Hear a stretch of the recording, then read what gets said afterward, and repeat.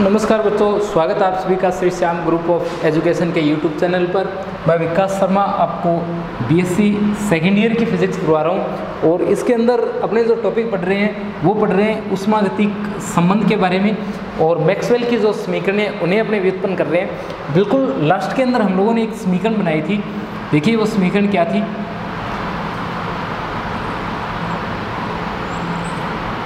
यहाँ माइनस था और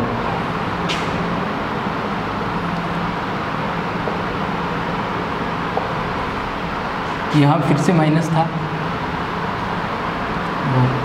ये वो समीकरण थी जो आपने बिल्कुल लास्ट में बनाई थी। इसे कैसे याद रखना है, देखिए सबसे पहले यहाँ लिखोगे एक्स वाई और यहाँ लिखोगे एक्स वाई, फिर यहाँ लिखोगे वाई एक्स और यहाँ आएगा वाई एक्स।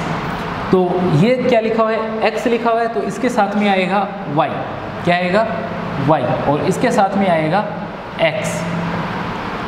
जहाँ x बाहर है वहाँ y आएगा, जहाँ y बाहर लिखा हुआ है वहाँ x आएगा, और जहाँ y है वहाँ x और जहाँ x है वहाँ y। ऐसा आपको पूरी लाइन के अंदर करना है। जहाँ x है उसके अंदर y लिख दोगे और जहाँ y है उसके अंदर आप लोग x लिख दोगे। फिर आपको क्या लिखना है, उसके बाद में आपको t और s लिखना है। डेल t लिखना है और डेल s लिखना है। बिल्कुल ऐसा ही यहाँ करना है, डेल t और डेल s। फिर p और v लिखना है आपको, p और v, del p del v और डेल p और डेल v। इससे आपके पास में वो समीकरण बन जाएगी जो एक सामान्य उष्मागतिक संबंध को व्युत्पन्न करती है। वो समीकरण आपके पास में यहाँ पर बन जाएगी। ठीक है, एक बार फिर से इसे चेक कर लेना आप लोग और ऐसे समीकरण आप लोग बना करके भी देख लेना। देखिए समीकरण जो है वो शुरू होती है del T upon del Y और यहाँ पर क्या लिखा हुआ है एक्स, फिर लिखा हुआ है del S upon del X और बाहर लिखा हुआ है इसके वाई, फिर लिखा गया है del P upon del Y और बाहर एक्स लिखा है, फिर del V upon del X लिखा है और इसके बाहर वाई लिखा है और वहाँ वाई एक्स नीचे बाहर की तरफ लिखे गए हैं और ऊपर डेल टी डेल एस और माइनस में डेल पी और डेल वी ऊपर की ओर लिखे गए और नीचे की ओर उन्हीं को फिर से लिखा गया। बीच में दो जगह क्या आया है, माइनस आया। यानी समीकरण लिखते समय सबसे पहले आप लोग ब्रैकेट बना लेना। ये 4 ब्रैकेट इस तरीके से आप लोग बना लेना ऐसा, और बिल्कुल ऐसा इसके बाद में भी आपको करना है। यहाँ एक्स वाई और एक्स वाई आप लोगों को लिख देना है एक्स वाई और फिर से जो आगे वाला ब्रैकेट है उसमें भी आपको एक्स वाई लिखना है और आगे जब लिखो तो वाई एक्स और वाई एक्स लिखना है। जहाँ बाहर एक्स है उसके साथ में वाई और जहाँ वाई है उसके साथ में एक्स, फिर ये एस, ये टी और एस, फिर पी और वी, और ये आप लोगों को इस प्रकार से समीकरण जो है वो बना लेनी है। ठीक है, ये एक सामान्य उष्मागतिक समीकरण जो है आपके पास में बन जाएगी। अब आपको क्या करना है, अब यहाँ से आपको जैसा कि अपने पीछे वाले वीडियोज़ के अंदर पढ़ते आए हैं कि x और y जो है, x और y के अलग अलग मान आपको रखने हैं। आपको समूह बनाना है x और y के मान का, s, t, p और v। इन चारों से आपको क्या करने हैं, दो दो के समूह बनाने हैं। कैसे बनाओगे समूह, s, t, s, t, v, v, p और p।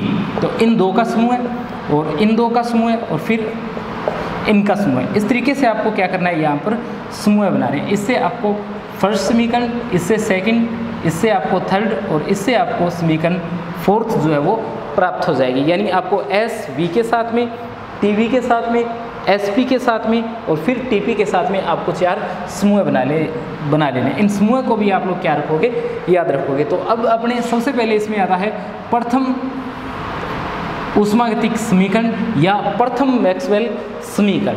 ठीक है, प्रथम मैक्सवेल समीकरण या प्रथम उष्मागतिक संबंध। तो इसके लिए आपको देखो, वैसे तो लास्ट क्लास में अपने इसकी बात कर चुके हैं पर फिर से बता रहा हूँ आपको यहाँ क्या करना है, x और y, x का मान रखना है यहाँ से s और y का मान रखना है v। x का s और y का क्या रखना है, v रखना है, v आपको रखना है। ये कहाँ रखना है, इस समीकरण के अंदर आप लोगों को रखना है। देखिए काम की बात बताता हूँ, आपने लिखा del s upon del x, आपने लिखा del y del v upon del y। s जो है x के साथ में, v जो है y के साथ में, फिर ये s जो है y के साथ में, और ये v जो है किसके साथ में, x के साथ में। ऐसा आपको इस समीकरण के अंदर मिल जाएगा। तो अगर इन दोनों की बात करें, s के साथ में अपॉन में आता है x, तो यानी x इक्वल क्या है h, यानी del s upon del x जहाँ भी आपको मिलेगा इसका मान 1 बनेगा। यहाँ देखिए del v upon del y, इसका मतलब 1, क्यों 1, क्योंकि y की जगह आपको रखना है v, और अगर आप लोग ऐसा करते हो तो ये ऐसा बनता है जिससे इसका मान कितना हो जाता है, 1 हो जाता है।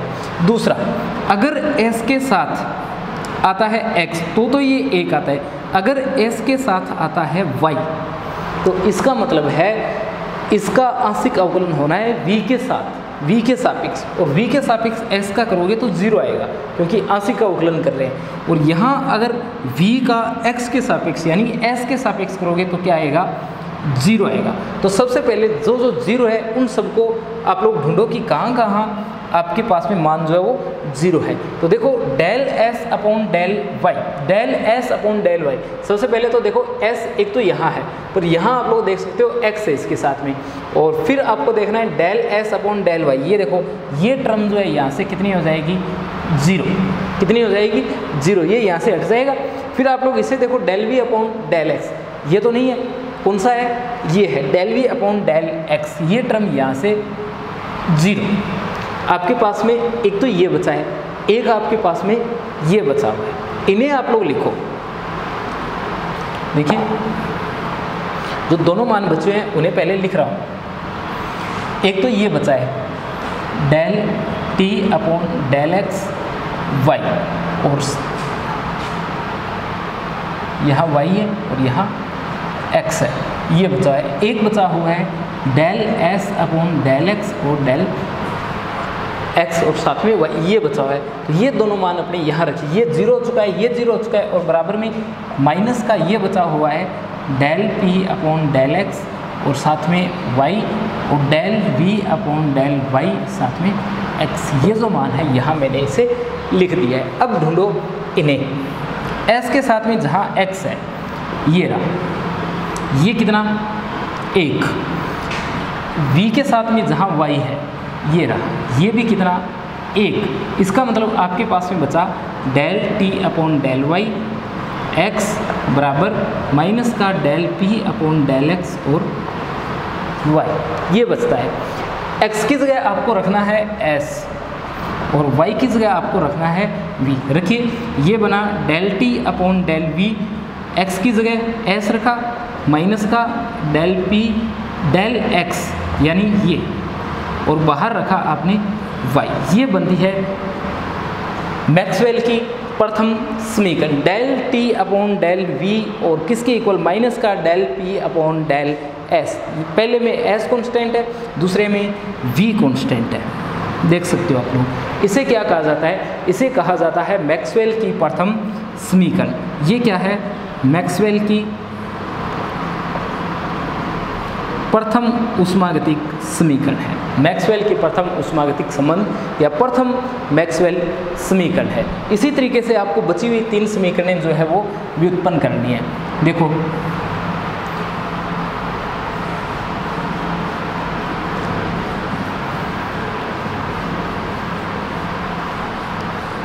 मैक्सवेल की बची हुई 3 समीकरणें कैसे व्युत्पन्न करोगे। अब अपने बात कर लेते हैं मैक्सवेल की सेकंड समीकरण की, द्वितीय समीकरण की,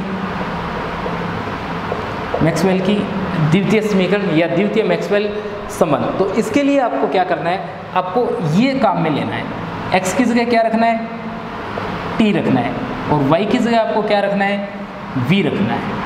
ठीक है, देखो अगर आपको एग्जाम में ऊष्मागतिक विभव या ऊष्मागतिक फलन पूछे जाते हैं चारों, तब तो आपको शुरुआत वाला करना है। अगर आपसे मैक्सवेल की समीकरण व्युत्पन्न करने के लिए बोला जाए तो आपको ये करना है, ऊष्मागतिक संबंध या मैक्सवेल समीकरण अगर व्युत्पन्न करनी हो तो आपको यहाँ से ये टॉपिक करना है, x की जगह t, y की जगह v, x की जगह t, y की जगह v। ऐसा अगर आप लोग लिखते हो तो देखना, एक तो डेल t है, फिर से डेल t है, एक डेल v है और फिर से डेल v है। इनका मान आना है और इनका भी मान आना है। एक तो इसके साथ में x आएगा, एक इसके साथ में y आएगा। ऐसा इसके साथ में भी होगा, v के साथ में x भी आएगा, y भी आएगा, t के साथ में x भी आएगा और y भी आएगा। अब देखो अगर t के साथ में x आता है तो इसका मतलब हुआ del t upon del t, यानी किसके बराबर, 1 के बराबर। अगर लिखा जाए del v upon del y, इसका मतलब हुआ del v upon del v और इसका मतलब 1। अगर लिखा जाए del t upon del y, del t upon del y, t का y के सापेक्ष किया जाए तो 0 और v का x के सापेक्ष किया जाए यानी t के सापेक्ष किया जाए तो भी कितना, 0। तो इन्हें ढूंढो। सबसे पहले 0 कहाँ कहाँ बन रहा है, t जो है वो 0 बन रहा है, t एक तो यहाँ आता है और एक t यहाँ आता है। जो y वाला है वो 0, ये y वाली टर्म है तो ये टर्म यहाँ क्या, 0। और v जो है उसे देखो, v एक यहाँ आता है एक यहाँ आता है, जो x के साथ में आता है वो 0, जो x के साथ में लिखा हुआ है वो क्या होगा, यहाँ पर 0 होगा। तो इसे मैंने क्या कर दिया है, 0 कर दिया, यानी अपने del v upon del x को 0 कर दिया है, del t upon del y को भी क्या कर दिया है, 0 कर दिया है। और दो जो मान है इनको अपने क्या लिखा हुआ है, 1 लिखा हुआ है। तो एक तो आपका del t upon del y, ये देखिए del t upon del y ये 0, एक del v upon del x, del v upon del x ये 0। यहाँ लिखा हुआ है del t upon del x। पहले मैं इन्हें 0 वालों को लिख देता हूँ तो आपके पास में ये समीकरण बनती है, ये 0 तो ये दोनों समीकरण है। तो देखना एक बार आप लोग इसे, ये है del t del x y और del s del y x minus del p del x del v del y और x, ऐसा यहाँ पर लिखा गया है। और बराबर में क्या है, 0 है, क्योंकि दूसरी तरफ जो समीकरण आपके पास में बनी हुई है वो टोटल क्या हो चुकी है, 0 हो चुकी है। तो पहले तो जो 1 बन रहे हैं उन्हें ढूंढिए, t का मान x के साथ में जहाँ भी है ये 1 है, v का मान y के साथ में जहाँ भी है वो 1 है, ये 1 है। तो बचा क्या आपके पास में, बचा डेल s बटा डेल y, ये x minus del p upon del x, इसके साथ में y और कितना, 0। आगे ले जाओ इसे, del s del y x बराबर del p del x y। अगर ऐसा है तो x की जगह और y की जगह मान रखने हैं, x की जगह t रखना है और y की जगह आपको v रखना है। रखो, ये बनता है डेल s बटा डेल v, बाहर t को रखो और del p upon del t बाहर v को रखो, ये बनता है। और इसे कहा जाता है मैक्सवेल की द्वितीय समीकरण, यानी जो लिखा गया है डेल s बटा डेल v अपॉन t, ये del s upon del v, बाहर t लिखा हुआ है कांस्टेंट और बराबर del p upon del t, बाहर कांस्टेंट जो है वो v लिखा गया है। ये जहाँ भी हम लोगों ने लिखा है वो जो समीकरण है वो क्या है, मैक्सवेल की द्वितीय समीकरण है, इसे कहा जाता है मैक्सवेल की द्वितीय समीकरण। ठीक है, तो ये अपने पास में क्या आ जाती है, मैक्सवेल की द्वितीय समीकरण आ जाती है। एक बार फिर से मैं आपको बताता हूँ कि आपको क्या करना है, ये समीकरण याद रखनी है, जो ऊपर अपने समीकरण बना रखे इसे याद रखने हैं। और इससे पहले आपको पता होगा कि ये याद भी नहीं रखनी है, हम लोगों ने व्युत्पन्न किया है इसे, ये समीकरण जो है इसे अपने क्या किया है, व्युत्पन्न किया है मैक्सवेल की प्रथम, ये ऊष्मागतिकी के प्रथम और द्वितीय नियम की सहायता से। दोनों को काम में लेते हुए एक्स वाई पर डिपेंड मानते हुए हम लोगों ने संपूर्ण अवकलन के मान रखे और तुलना वगैरह करने के बाद में आपको ये समीकरण एक जो है वो प्राप्त होती है। तो इस तरीके से अपने क्या कर लिए, यहाँ पर 2 समीकरण मैक्सवेल की प्राप्त कर लिए। अब अपने आगे बढ़ते हैं और देखते हैं मैक्सवेल की तीसरी समीकरण। देखिए,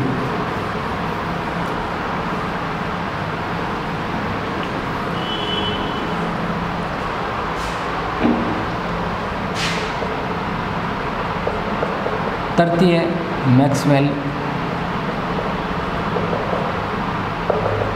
समीकरण। तो यहाँ आपको x और y के मान फिर से रखने हैं, ये यहाँ से हटा देना, x का मान रखना है और y का मान रखना है, ये रखना है s और p, यहाँ s रखना है और यहाँ क्या रखना है, p रखना है। देखो अपने s, t, v और p इनके साथ में अलग अलग समूह बनाए हैं, ठीक है, आप लोग अपनी मर्जी से इन्हें रख सकते थे, पर ये समूह आप लोगों को बनाना है जिससे आपको मैक्सवेल की 4 समीकरणें मिल जाए। ठीक है, तो आपने क्या किया, एस और पी को लिया है। ठीक है, इनमें आपको पता होगा 2 अपने ऊष्मागतिक चर है और 2 जो है वो यांत्रिक चर है।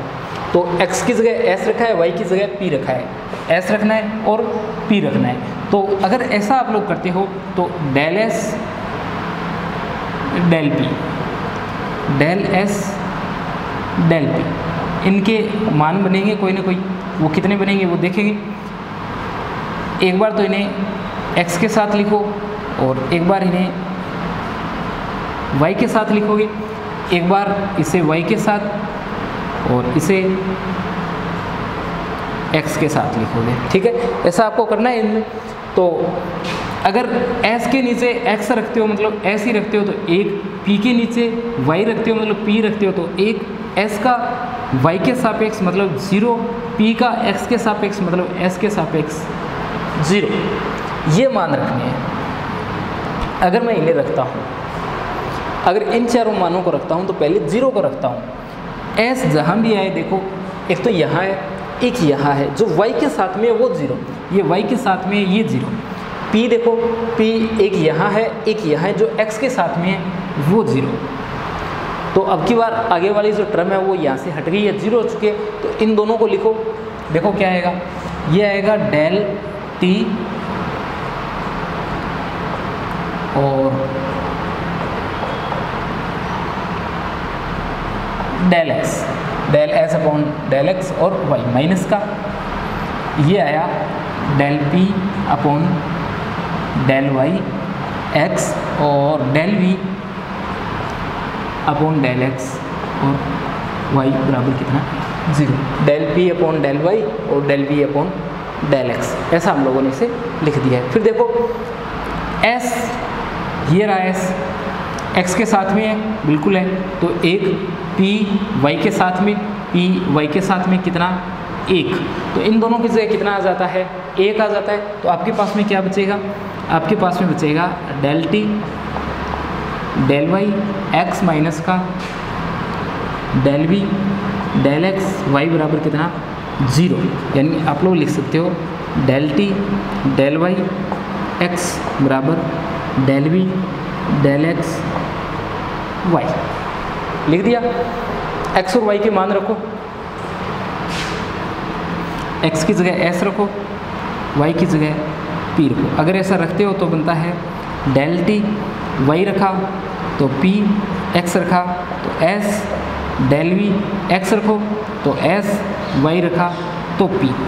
ये यहाँ पर आपके पास में बन जाती है, ये जो आप लोगों ने बना दिया है ये है यहाँ पर मैक्सवेल की तृतीय समीकरण। मैक्सवेल की तृतीय समीकरण del t upon del p, s बाहर, del v upon del s और p जो है वो बाहर। ये है मैक्सवेल की तृतीय समीकरण। ये क्या है, मैक्सवेल की तृतीय समीकरण है। ठीक है, इन बातों का ध्यान रखना कि कौन सा मान 1 होता है और कौन सा मान जो है वो 0 होता है। इसके अलावा कौन से समीकरण के अंदर कौन सा युग्म आप लोगों को लेना है ये भी आप लोगों को याद रखना है। ठीक है, और आंशिक अवकलन के रूप में अपने लिखे गए, ध्यान रखना ये जो सिंबल है इस सिंबल को अपने करली बोलते हैं, पता होगा आपको, और सामान्य अपने डेली बोल देते हैं इसको। रियल के अंदर अगर आप लोग इसे बोलना चाहो तो करली बोलते हैं। ठीक है, तो ये अपने क्या है मैक्सवेल की तृतीय समीकरण है। अगर चतुर्थ समीकरण बनानी है तो क्या करोगे, देखो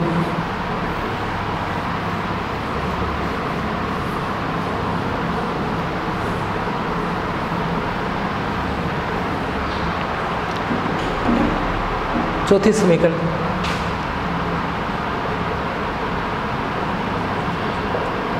मैक्सवेल की चौथी समीकरण। ठीक है, देखो मैक्सवेल की प्रथम और जो चौथी समीकरण है केवल वो 2 समीकरण माइनस के साथ में है, दूसरी और तीसरी समीकरण जो है वो किसके साथ में है, प्लस के साथ में है। ठीक है, तो अपने x और y के मान लेने हैं, वही x का मान लेना है, y का मान लेना है। तो इसकी बात करनी है x का t, y का p, यहाँ t और यहाँ p, t और p, x का t और y का कितना लिया है p लिया है। ये दोनों मान आपको यहाँ पर लेने हैं। अगर आप इन्हें लेते हो तो डेल t आएगा डेल टी फिर से आएगा, ये x के साथ आएगा, ये y के साथ आएगा, ठीक है।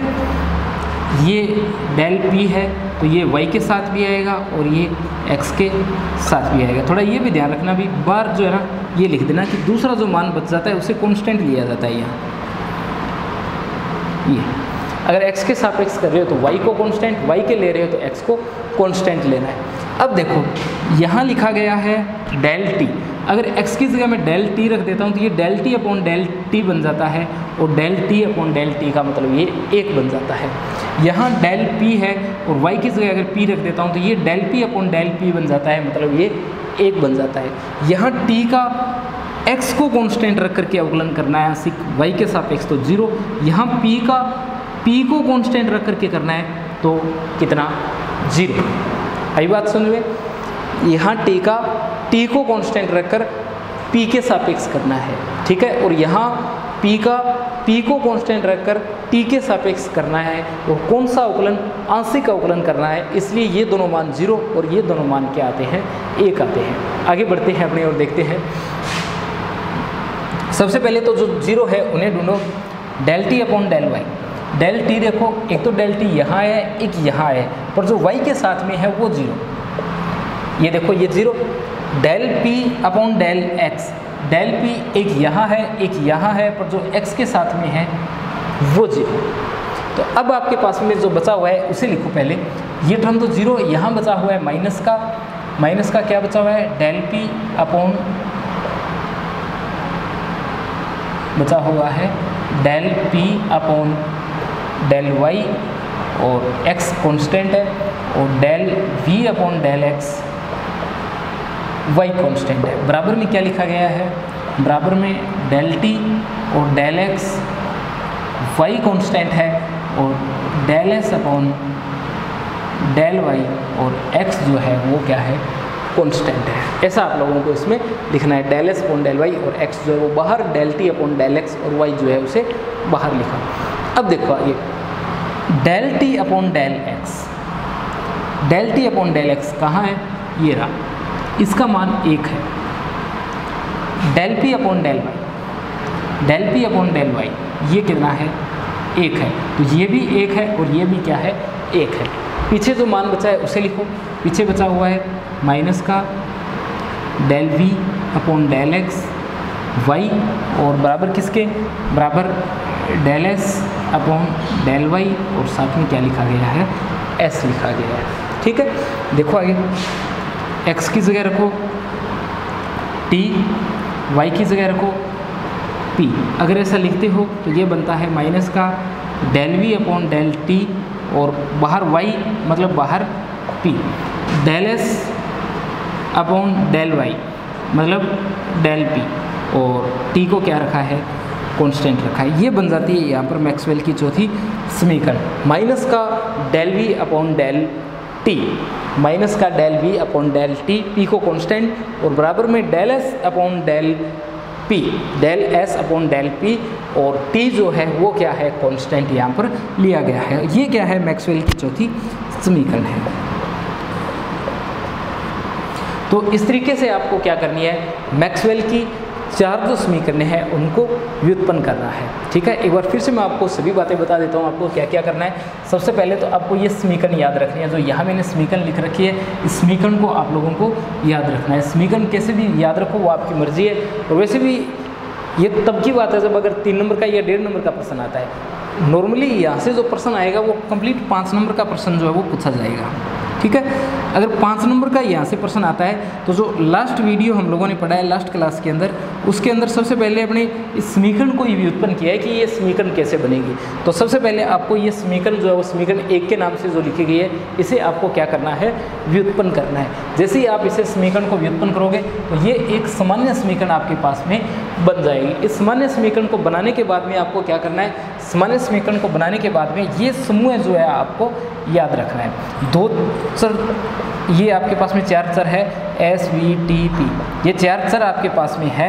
इन 4 में से 2 चर तो आपको लेने हैं ऊष्मा के, 2 चर लेने हैं आपको यांत्रिक, और इनके 4 क्या करने हैं? आपको समूह बनाने हैं। 4 समूह ये बनेंगे SV, TV, SP और TP, ठीक है, ये 4 समूह आपको बनाने हैं और ये जो 4 समूह बनेंगे, इन समूह में से किन्हीं 2 को आपको उठा देना है और उठा करके आपको x और y के रूप में इन्हें लिखना है। जैसे यहाँ लिखा है x और y, इनको रखना है और इस समीकरण के अंदर आपको ये लेकर के आना है। जैसे ही आप लोग x और y रखो तो सबसे पहला काम आपका ये 4 जो अपने समीकरण बना रखे ये बनानी है। इन्हें कैसे बनाओगे, जो t है इसके नीचे सेम आएगा तो 1 बनेगा, अगर दूसरा आएगा तो वो 0 बनेगा। इसी प्रकार p के नीचे अगर यही तो आया तो 1 बनेगा, दूसरा अगर कोई आता है तो वो 0 बनेगा। ये मान आप लोग इसमें रखना, फिर ऐसी समीकरण बनेगी।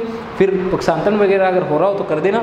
फिर जो मान है x और y के वो मान आप लोग इसमें रखोगे और मैक्सवेल की समीकरण जो है आपके बन जाएगी। वो जो समूह बनाए उसमें फर्स्ट, सेकंड, थर्ड, फोर्थ लगातार याद रखना और जो भी आप लोग रखोगे उससे आपको मैक्सवेल की समीकरण जो है यहाँ से प्राप्त हो जाएगी। तो ये आपके पास में क्या है, मैक्सवेल की 4 समीकरणें हैं। इन चारों समीकरणों को व्युत्पन्न करने के बाद में आप लोग मैक्सवेल की चारों समीकरणों को सीधा भी याद रख सकते हो। ध्यान रखना, मैक्सवेल की जो शुरू की जो समीकरण है, एक तो वो समीकरण और एक जो लास्ट की समीकरण है वो समीकरण। मैक्सवेल की समीकरणें लिख रहा हूँ, इस तरीके की मैक्सवेल की 4 समीकरणें आपके बनेगी। ठीक है, जो फर्स्ट समीकरण है और जो चौथी समीकरण है, एक तो जो सबसे पहले समीकरण आएगी वो फर्स्ट समीकरण और एक जो चौथी समीकरण है, ये दोनों समीकरण जो है वो किसके साथ है, माइनस के साथ में। पहली और चौथी माइनस के साथ में, दूसरी और तीसरी जो है वो किसके साथ में है, प्लस के साथ में।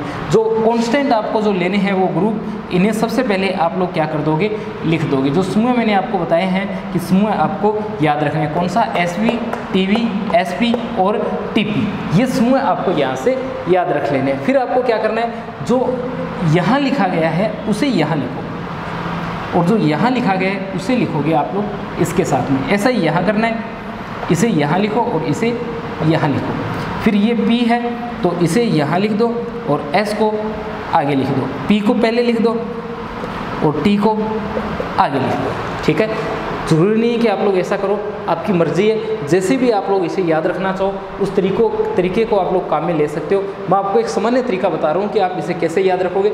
सबसे पहले वो 4 डिब्बे से बना लेना। पहली और लास्ट को क्या कर दोगे, आप लोग माइनस के साथ में लिखोगे। फिर SV, TV, SP और TP इन्हें लिख देना। ठीक है, S के साथ में तो V लिख दोगे, आगे जो लिखा गया, और ये जो लिखा गया ये यहाँ से लिखा है। T यहाँ लिखा है तो यहाँ भी लिखोगे, V यहाँ लिखा है तो यहाँ भी लिखोगे, S यहाँ लिखा है तो यहाँ लिखोगे, P यहाँ लिखा है तो यहाँ भी लिखोगे। इसी तरीके से T जो यहाँ लिखा गया है उसे यहाँ लिखोगे और P जो यहाँ लिखा गया है यहाँ लिखोगे। इसका मतलब T कांस्टेंट P के सापेक्ष, P कांस्टेंट T के सापेक्ष, और यहाँ S कांस्टेंट P के सापेक्ष, यहाँ P कांस्टेंट S के सापेक्ष। फिर आप लोग नीचे से शुरू करना, जो सबसे नीचे लिखा गया है उसे सबसे ऊपर लिखना और ये आएगा, जो सबसे नीचे लिखा गया है उसे ऊपर लिखोगे। फिर यहाँ किसे लिखोगे, S को लिखोगे, फिर यहाँ T को लिखोगे और जो सबसे ऊपर है वो सबसे नीचे आ जाएगा। यही तरीका आगे काम में लोगे। कैसे, देखना, जो सबसे नीचे लिखा गया है उसे सबसे ऊपर लिखो और इसे भी ऊपर लिखो और फिर इसे नीचे लिखो और जो सबसे ऊपर लिखा गया है उसे सबसे नीचे लिखो। देखो मैक्सवेल की चारों समीकरणें बन जाती है। समीकरण को आप लोग देख सकते हो, ये मैक्सवेल की चौथी समीकरण है जो लिखी हुई है माइनस का del V upon del TP और del S upon del P और किसके साथ में, T के साथ में। ठीक है, तो ये आपके पास में मैक्सवेल की 4 समीकरणें हैं। ये मैक्सवेल की प्रथम समीकरण del T upon del V, S constant, minus का del P upon del S और कौन कांस्टेंट है, यहाँ पर V कांस्टेंट। फिर दूसरी समीकरण आती है। दूसरी समीकरण में अपने क्या याद रखना है, del S upon del V, T constant, फिर del P upon del T और कौन कांस्टेंट, P कांस्टेंट। मतलब जो कांस्टेंट लिया गया है उसी के सापेक्ष आगे कर देना है, जिसके सापेक्ष कर रहे हो उसे कांस्टेंट लेना है। जैसे S के सापेक्ष V के सापेक्ष कर रहे हो S को कांस्टेंट लेकर के, तो आगे उल्टा करना है, इसका S के सापेक्ष कर दोगे V को कांस्टेंट लेकर के। ठीक है, ऐसा ही आगे किया गया, del T upon del P S को कांस्टेंट रख करके, del V upon del S P को कांस्टेंट रख करके, del S upon del P T को कांस्टेंट रख करके, माइनस का del V upon del T P को कांस्टेंट रख करके। ये मैक्सवेल की 4 समीकरण है। ठीक है, अब अपने इसके अनुप्रयोग नेक्स्ट वीडियो के अंदर पढ़ेंगे।